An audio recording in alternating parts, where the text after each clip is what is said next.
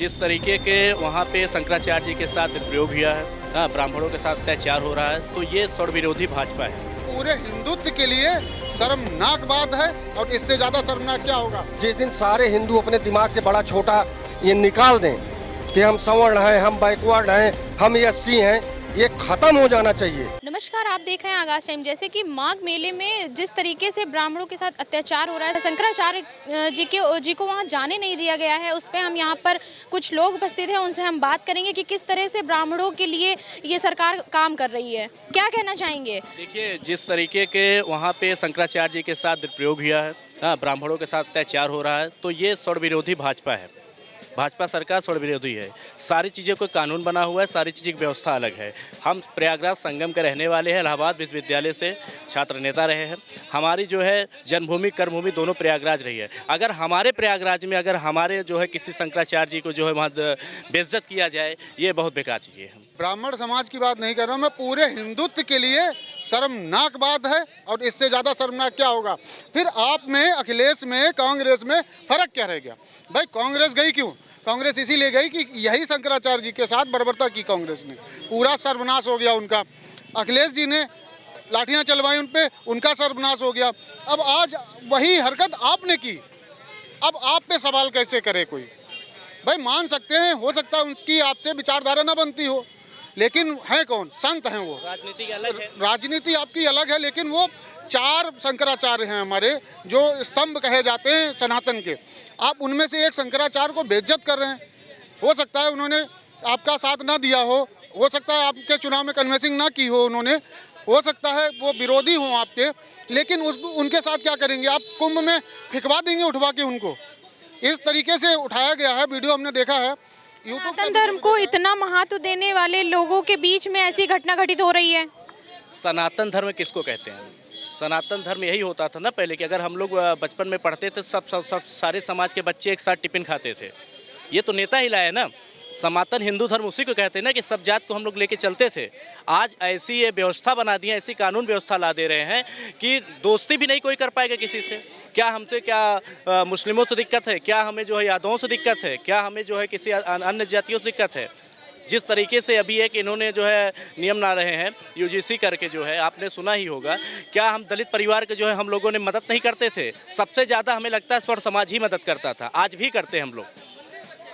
किस तरीके से ये लाएंगे तो आपस में ईर्ष्या बढ़ेगी, विवाद पैदा होगा। अभी तो हिंदू मुस्लिम करके लड़ाई कर रहे थे, अब सनातनी और हिंदू पाने के लिए लड़ रहे हैं, तो इसका मतलब हमारा देश फिर से गुलाम ना हो जाए। यही इसी तरीके से ला रहे हैं ना ये, तो ये एकदम धर्म को लेकर ही जो है विवाद फैला हुआ है। हाँ, धर्म को देखिए, मंदिर मस्जिद बनवाना एक अलग बात है, सबको लेके चलना एक अलग बात है। आप जो है धर्म के नाम पर किसी को बदनाम कर दें, आप जो है देश को किसी और लेके चले जाएं, तो इस तरीके के आप बहुत बेकार चीज़ें हैं।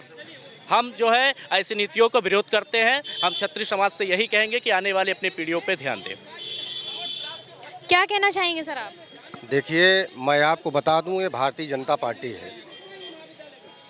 भारतीय जनता पार्टी का एक एक कार्यकर्ता, एक एक सिपाही हिंदुस्तानी है। हिंदुस्तान के लिए वो मर मिटेगा। यहाँ पर हिंदुस्तान के अंदर क्या है ना, ये जो जातिवाद का जहर है, जो ये जातिवाद का जहर घुला हुआ है, ऊंच नीच छोटा बड़ा, पहली बात तो ये ख़त्म हो जाना चाहिए।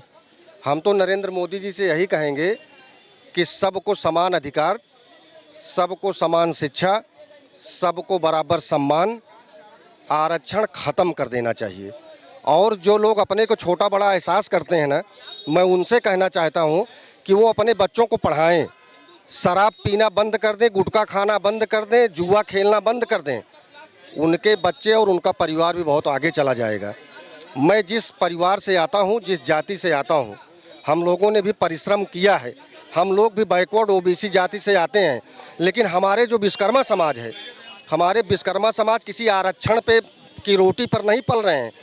हमारे विश्वकर्मा समाज के लोग मेहनत करते हैं, सड़क के किनारे परिश्रम करते हैं और अपना परिवार चलाते हैं, बच्चों को पढ़ाते हैं। और मेरे विश्वकर्मा समाज में देख लीजिएगा, जो भी नौकरी मिली है जिसको, उनके बच्चे परसेंटेज लाए हैं, परसेंटेज ला करके नौकरी कर रहे हैं, अपना बिजनेस कर रहे हैं, वो किसी के अधीन नहीं है। और मैं तो मोदी जी से कहूँगा कि सब खत्म कर देना चाहिए, कोई आरक्षण नहीं। और जितने दलित पिछड़े अपने बने घूम रहे हैं, ये स्वयं खुद नीचा बन के घूम रहे हैं। अगर ये परिश्रम करने लगे ना, अपने बच्चों को शिक्षा देने लगे, तो इनका समाज भी बहुत आगे चला जाएगा। ये अपने आप में स्वयं ये जो है नीचा महसूस करते हैं। काम क्यों नहीं करते आप काम तो करिए, आप निकलिए ना मैदान में। लेकिन नहीं, हम दलित हैं, हम पिछड़े हैं, हम अगड़े हैं, ये हिंदू हो करके भी आपस में मरे जा रहे हैं। इसीलिए बीजेपी ने क्या मतलब विकास के मुद्दों को ही रखकर अपनी जीत हासिल करी थी? देखिए, भारतीय जनता पार्टी एक ऐसी पार्टी है, सांस्कारिक पार्टी है, सांस्कृतिक पार्टी है, धार्मिक पार्टी है। भारतीय जनता पार्टी के अलावा हिंदुस्तान में और ऐसी कोई पार्टी नहीं बची है जो धर्म के लिए, हिंदुत्व के लिए, गरीबों अमीरों के लिए, सिर्फ एक इकलौती ऐसी पार्टी भारतीय जनता पार्टी है जिस पार्टी के अंदर न कोई भेद है, न मतभेद है, न कोई छोटा है, न कोई बड़ा है। सबको लेकर के भारतीय जनता पार्टी, नरेंद्र मोदी की सरकार, पूज्य महाराज जी की सरकार, अगर कोई दलित है, पिछड़ा है, उसको भी बराबर लाने का पूरा प्रयास कर रहे हैं।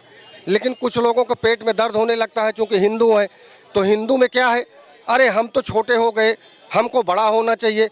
ये जब तक भावना नहीं लोग ख़त्म करेंगे, हिंदुत्व तो कमज़ोर होता चला जाएगा। पाकिस्तान जो एक मुट्ठी चने भर दाने के बराबर है, उत्तर प्रदेश के बराबर भी पाकिस्तान नहीं है, आए दिन धमकी देता रहता है, उसकी हैसियत नहीं है। जिस दिन सारे हिंदू अपने दिमाग से बड़ा छोटा ये निकाल दें कि हम सवर्ण हैं, हम बैकवर्ड हैं, हम एससी हैं, ये ख़त्म हो जाना चाहिए। और जिस दिन ख़त्म हो जाएगा, पाकिस्तान दुनिया के नक्शे से ख़त्म हो जाएगा। उसी दिन भारत की दरिद्रता ख़त्म हो जाएगी, जातिवाद ख़त्म हो जाएगा, आतंकवाद ख़त्म हो जाएगा। मैं तो अनुरोध करता हूं माननीय प्रधानमंत्री जी से, जाति ही ख़त्म कर दें, एक बिल पास करें, बिल पास करके जात को ख़त्म कर देना चाहिए। कोई जात नहीं भारत के अंदर। क्या कहना चाहेंगे आप जाति के लिए? देखो, ऐसा है कि हम लोगों ने गोधरा कांड वाले मोदी जी को देश का प्रधानमंत्री बनाया था, लेकिन हमको लगता है मोदी जी हमारे बुढ़े हो गए हैं। अब आने वाले समय में बीजेपी एक राज्य स्थित सरकार दे पाएगी? अब नहीं दे पाएगी। 15% सवर्ण है, और सवर्णों के विरोध का जो कानून लाया गया है उसका हम लोग बहिष्कार करते हैं, निंदा करते हैं। यूजीसी के माध्यम से एमबीबीएस में अगर कोई भी बच्चा -40 अगर % लेके आता है तो उसको नौकरी मिलेगी, लेकिन सवर्ण समाज के बच्चों को नहीं मिलेगी। जब मेरा बच्चा ही नहीं सुरक्षित है, मेरे बच्चे अभी पढ़ाई कैसे करेंगे? पढ़ लिखने का फ़ायदा क्या है जब नौकरी नहीं मिलेगी? सारी नौकरी दलित को दी जा रही है। अभी दलित समाज को इतना आगे बढ़ा दिया गया है कि स्कूलों में, हायर स्कूलों में अगर दलित समाज का बच्चा अगर हमारी बहन बेटियों के साथ में गलत हरकत कर दे और उसको ब्लैकमेल करने का प्रयास करे अगर हमारे घर की बहन बेटी, तो ये जो है चल नहीं पाएगा। हमारे समाज के लोग, सवर्ण समाज के लोग सुप्रीम कोर्ट जाएंगे, इस बिल को वापस करवाएंगे। अगर ये बिल वापस नहीं हुआ तो हम लोग सब लोग पूरे सवर्ण समाज के लोग भारतीय जनता पार्टी का हम लोग पुरजोर विरोध करेंगे और दोबारा सरकार नहीं बनने देंगे।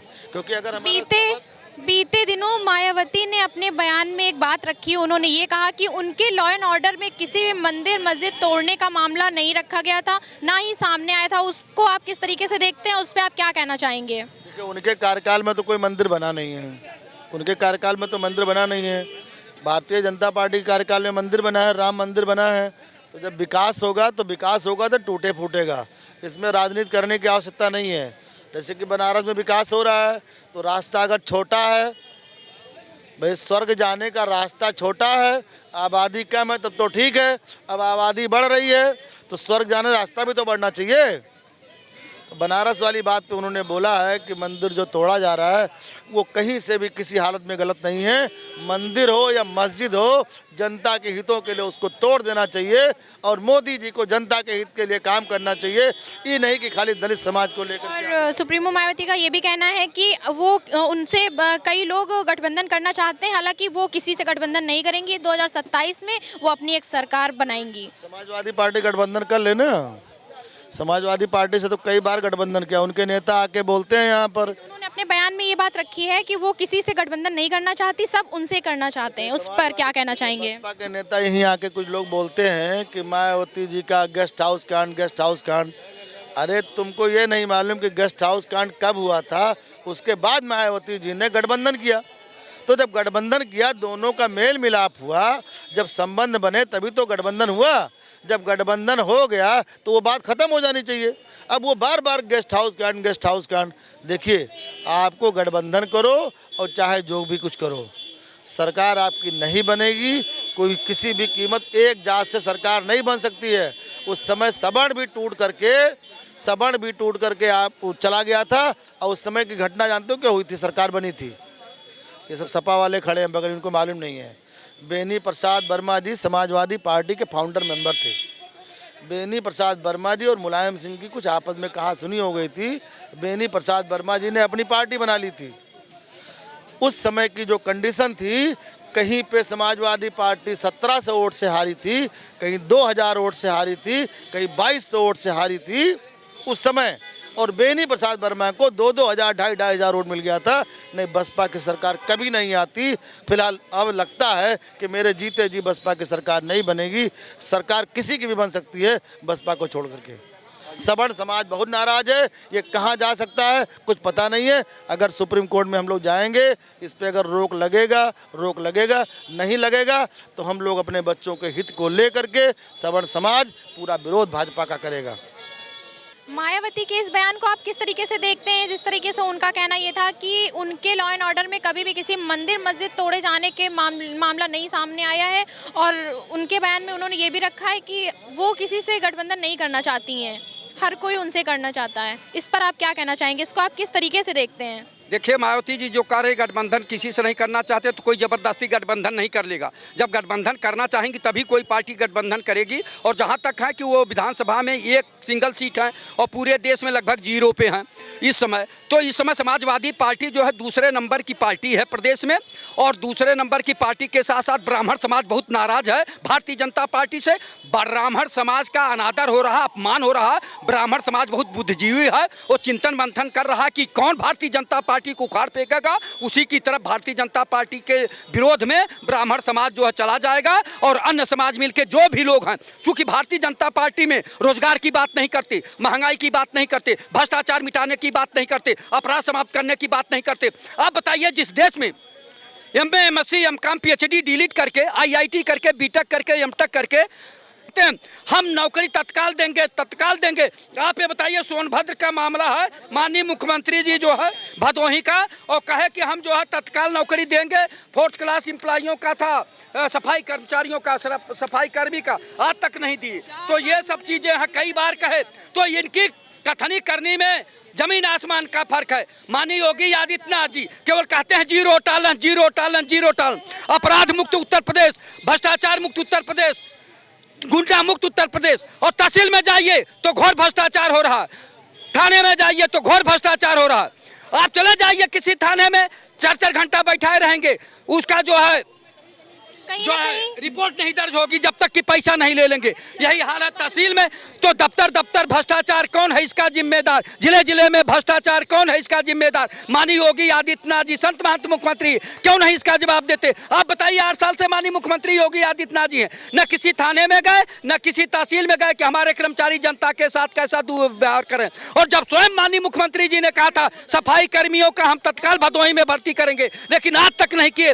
बताइए, ये जनता को छलने का काम कर रहे हैं। अब उसमें जो है ब्राह्मण समाज के भी हैं, दलित समाज के भी हैं, पिछड़े समाज के भी हैं, लेकिन आप नौकरी तो दीजिए। जो कक्षा 8 पास हैं, जो हाई स्कूल पास है, इंटर पास है, कुछ तो बन सकते हैं। लेकिन आपको बता दूं, रेलवे में 4 लाख नौकरियां खाली हैं, और सेना में 2 लाख से ज्यादा नौकरी खाली है, और उत्तर प्रदेश सरकार में कम से कम 3 लाख नौकरियां खाली हैं। लेकिन ये लोग भर्ती नहीं कर रहे हैं, जानबूझ कर टरकाते हैं, और लोग दर ठोकरे खा रहे हैं, बेरोजगारी का दंश झेल रहे हैं, कुंठित हो रहे हैं, भूखमरी के शिकार हैं। लेकिन ये लोग कहते हैं भारतीय जनता पार्टी संस्कारित पार्टी है। अरे संस्कार लेके क्या करेगा इंसान जब वो भूखे मरेगा? पहले तो नौकरी का इंतजाम करिए, रोजगार देने की। विपक्ष का कहना है कि बेरोजगारी कहाँ है?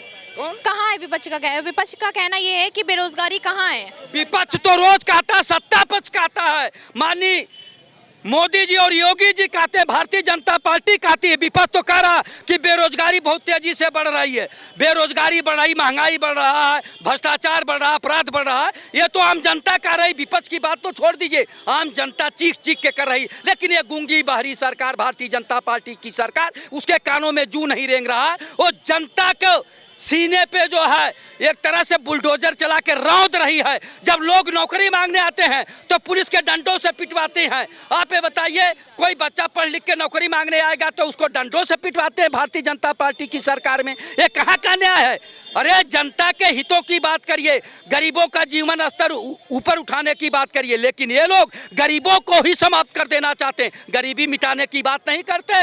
आप बताइए, कितने दिन से भदोही में जो है बच्चे जो दर दर भटक रहे हैं, आज जो है आज तक नहीं भर्ती किए। और योगी आदित्यनाथ जी स्वयं बोल के आए थे, मंचों से बोल के आए थे कि हम जा रहे हैं 2-3 महीने के अंदर जो 2 महीने के अंदर नियुक्ति कर देंगे सफाई कर्मियों को। अभी तक नहीं हुए। ये ब्राह्मण बेटी है, सफाई कर्मचारी के लिए परेशान है। आप बता दीजिए, ऐसे पिछड़े वर्ग, दलित और जो है आदिवासी सारे लोग परेशान हैं। ये भारतीय जनता पार्टी सीना ठोक के जो है जबरदस्ती सरकार में बनी हुई है। और ये अपराधियों की सरकार है, भ्रष्टाचारियों की सरकार है। भारतीय जनता पार्टी अपना जो है सब कुछ खत्म कर दिया है, मानवता, इंसानियत। आप ये बताइए कि कोऑर्डिनेट सिर्फ पूरे देश में और प्रदेश में, उत्तर प्रदेश में 3-4 हजार करोड़ रुपया अवैध तरीके से जुटाया और उसके बाद बड़ी बड़ी बिल्डिंगें बनाए और बड़े बड़े डिफेंडर और फार्चूनर और कौन कौन सी गाड़ी लिए, लैंड क्रूजर। और वो कहाँ गई? अभी ईडी और सीबीआई नहीं वहाँ काम कर रही। अभी कोई गरीब होता, आदिवासी होता, पिछड़ा होता, दलित होता,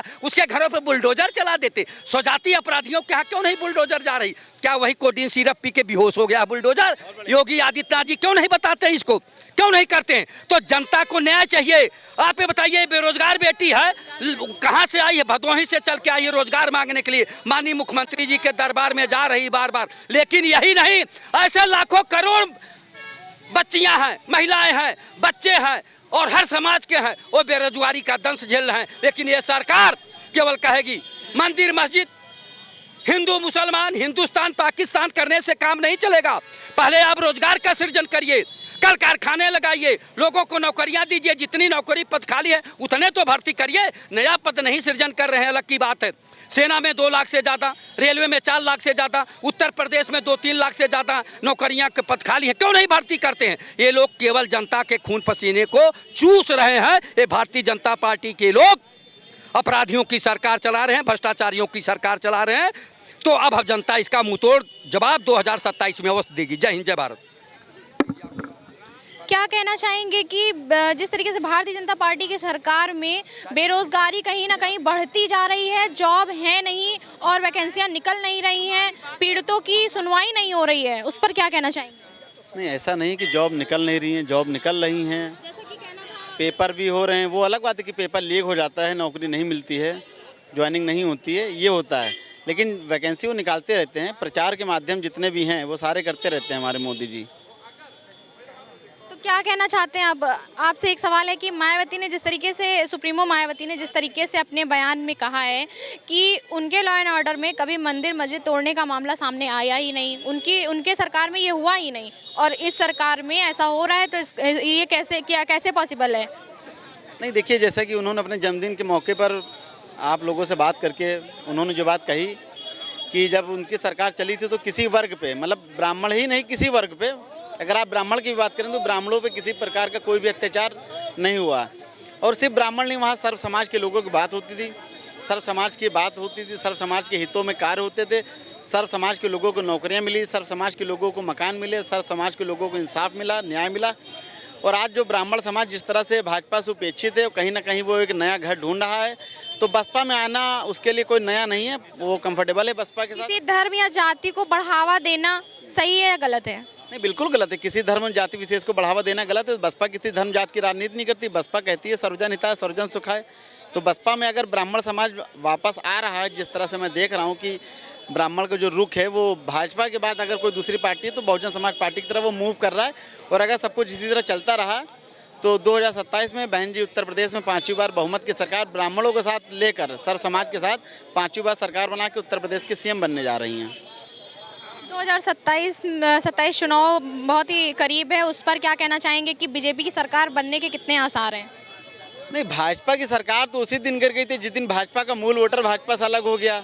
आप समझिए, भाजपा का जो मूल वोटर है, भाजपा का जो सवर्ण वोटर है, वो भाजपा से अलग हो चुका है और वो भाजपा से नाराज चल रहा है। वो नया ठिकाना ढूंढ रहा है और जब नया ठिकाना वो ढूंढेगा उत्तर प्रदेश में, तो मुझे नहीं लगता है कि बसपा के सिवा कोई दल दूसरा है जो उसको मान सम्मान स्वाभिमान दे सके। क्योंकि 2007 से 12 की सरकार में जिस तरह से सरकार बनी, चौथी बार बहुमत की सरकार बनी उत्तर प्रदेश में पहली बार, और उस सरकार में जो सवर्णों को जो भागीदारी बहन जी ने दी है, और खासकर सवर्णों में भी जो ब्राह्मण समाज को, जिसमें से आपके लगभग 36 मंत्री बना के दिए, जो आपकी भाजपा जिसका कॉपीराइट लेती है ब्राह्मणों का, तो ब्राह्मणों को उतना तो भाजपा ने भी नहीं दिया जितना बहन जी ने दे दिया है। तो ब्राह्मण समाज एक बुद्धिजीवी कौम है, वो जाएगा वहीं जहाँ पे उसको फ़ायदा होगा, उसके समाज का हित होगा, जहाँ उसकी बात होगी, जहाँ उसका सम्मान होगा। जैसा कि बहन जी ने भी बोला था ना कि ब्राह्मणों को किसी दूसरे का बाटी चोखा नहीं खाना चाहिए, सपा पे तंज कसते हुए बोला कि दूसरों को बाटी चोखा नहीं खाना चाहिए। यही समाजवादी पार्टी के वोटर हैं, दिन रात ब्राह्मणों को गाली देते रहते हैं। आप सोशल मीडिया आईडी चेक करेंगे अगर, तो ब्राह्मणवाद का जो सबसे ज़्यादा विरोध करते हैं, जो ब्राह्मणवाद को सबसे ज़्यादा गाली देते हैं, वो समाजवादी लोग हैं। तो भाजपा से हटने के बाद अगर ब्राह्मण कहीं जाएगा तो सिर्फ और सिर्फ बहन जी के पास जाएगा, दूसरा कोई ऑप्शन उत्तर प्रदेश में तो नहीं है। क्या कहना चाहेंगे? अखिल भारतीय सर्वजन हित पार्टी है। अभी हम प्रतापगढ़ में गए थे। प्रतापगढ़ की जनता, सारी जनताओं ने एक मुठ होकर बात किया था कि अखिल भारतीय सर्वजन हित पार्टी का सहयोग करेगी, और उसके जो अभी चुनाव हो रहा है, त्रिकोणीय चुनाव जो हो रहा है, उसमें अखिल भारतीय सर्वजन हित पार्टी से लोग चुनाव लड़ रहे हैं। और सवर्ण, अगर भाजपा अपने नीतियों को नहीं बदली, जो नीति और जिस नीयत से नीति ला रही है उसको अगर उसने नहीं बदला, तो अखिल भारतीय सर्वजन हित पार्टी सवर्ण की पार्टी होगी और उसमें हर जाति और पात के लोगों को लिया जाएगा। इसलिए सर्वजन हित पार्टी है, उसमें हर लोगों का सम्मान होगा और हर लोग उस पर अपना चुनाव लड़ेंगे। लेकिन जो ऐसी कानूनें ले आ रही है, एक दूसरे को लड़ाने का कोशिश किया जा रहा है, एक दूसरे को लड़ा के ख़त्म करने की कोशिश किया जा रहा है। जैसे पहले हिंदू मुसलमान, अब दलित सवर्ण, इस तरह से ला के एक दूसरे को मारने की कोशिश किया जा रहा है।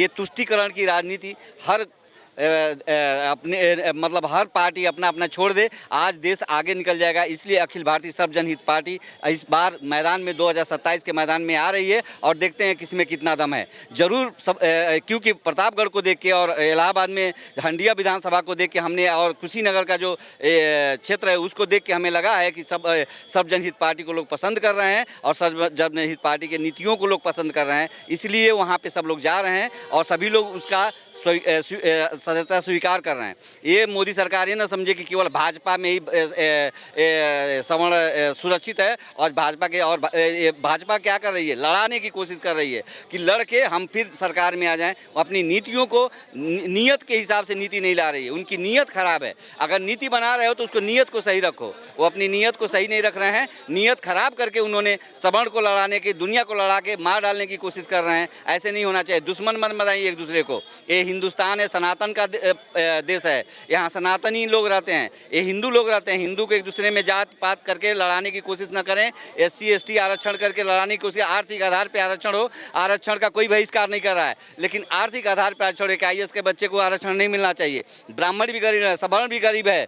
तो आप देखिए, आरक्षण का किसी को पता ही नहीं है, SC ST एक्ट का पता ही नहीं है। जो हमारे गाँव में एक डोम जात होती है, एक हरिजन होता है, एक डोम जात होती है। मैं आज इस बार छुट्टी गया था तो मैंने पूछा कि तुम लोग को आरक्षण के बारे में पता है? उन्होंने बोला कि हमको पता ही नहीं है आरक्षण क्या होता है, उसका लाभ कौन ले रहा है? लाभ ले रहा है यादव और हरिजन। इसलिए लोग लड़ाई कर रहे हैं। डोम जात को कोई आरक्षण का फायदा नहीं हो रहा है। इसको आप चलाइएगा, काटिएगा मत, क्योंकि आरक्षण जिसको मिलना चाहिए उसको मिलना चाहिए, जिसको नहीं मिलना चाहिए उसको नहीं मिलना चाहिए। आरक्षण बहुत बड़ा जहर बनता चला जा रहा है। अभी एक और UGC एक्ट लेके आ रहे हैं, वो और बड़ा जहर होगा, क्योंकि जो ब्राह्मण के लड़कों को जिस तरह से शिक्षा से निकाला जाएगा, आगे जाके वो इतना बड़ा खतरनाक हो जाएगा कि जिसके वजह से निकलेगा उसको तो मारने की कोशिश करेगा कि उसकी ज़िंदगी खराब हुई, झूठी मूठी की ज़िंदगी खराब होगी। अगर आपको मैं झूठा आरोप लगा दूंगा, उसके बाद आप जेल चले जाएंगे, जेल से आने के बाद क्या हमारा पूजा करेंगी? आपको हम मारेंगे नहीं मारेंगे? तो ये सरकार ये काम कर रही है। सरकार को इस नीति को बदलना चाहिए, और इस नीति को बदलेगी नहीं तो देश नहीं चलेगा। इसलिए अखिल भारतीय सर्वजन हित पार्टी इस बार मैदान में 2027 में आ रही है और नीतियों पे काम करेगी। भाजपा की सरकार में जिस तरीके से आपने देखा, जिस तरीके से लोगों का कहना है कि आरक्षण कहीं ना कहीं एक बहुत बड़ा मुद्दा बन गया है, जिसका लाभ सिर्फ यादव लोग उठा रहे हैं, और आने वाले समय में लोग आपस में साथ बैठना पसंद नहीं करेंगे। जिस तरीके से भ्रष्टाचार बढ़ता जा रहा है, न्याय नहीं मिल रहा है, गुंडा राज कहीं ना कहीं बढ़ता जा रहा है। आप देख रहे हैं आगाज टाइम, कैमरामैन अमित के साथ मैं मिताली वर्मा।